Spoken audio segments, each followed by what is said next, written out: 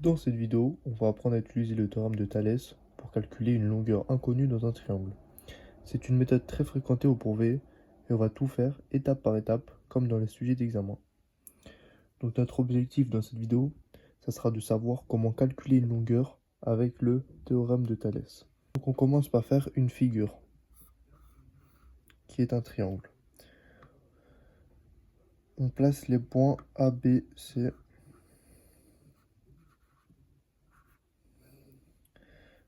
Nous allons ensuite placer un point D sur le segment AB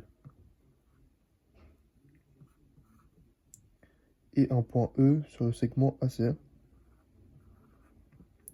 Et du coup, nous allons rejoindre les deux points et du coup, nous disons que la droite DE, elle est parallèle à BC. DE parallèle à BC. AD est égal à 3 cm. AB qui est égal à 5 cm.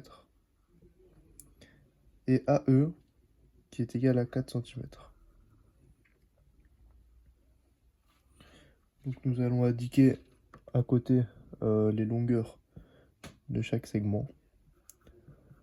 AD est égal à 3 cm. AB 5 cm. AE 4 cm.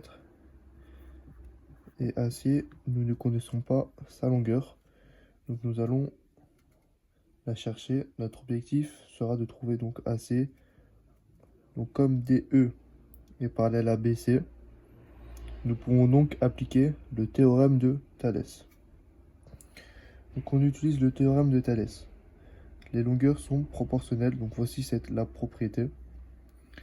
AD sur AB pardon, est égal à AE sur AC. Donc nous allons remplacer par les valeurs inconnues. Donc 3 sur 5, car AD est sur AB, qui est égal à 5 cm, et qui est égal à AE, donc 4 cm, sur AC. Nous ne connaissons pas donc sa longueur, et nous allons donc la chercher. Donc pour ce faire, nous allons utiliser une méthode très appliquée en troisième, qui s'appelle le produit en croix. En bas, et divisé. Ce résultat est d'environ 6,67 cm.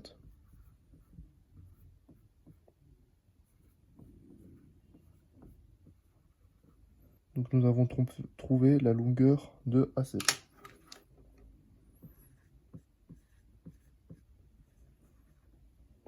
Attention très important, Thalès ne marche que si on vérifie bien les conditions suivantes.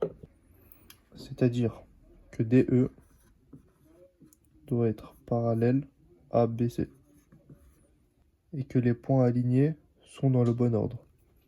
Donc si ces conditions ne sont pas respectées, tu ne peux pas utiliser Thalès. Donc en conclusion, tu viens de voir comment utiliser le théorème de Thalès pour calculer une longueur inconnue dans un triangle. C'est une méthode très utilisée au brevet. Il faut bien connaître le produit en croix et surtout vérifier les conditions.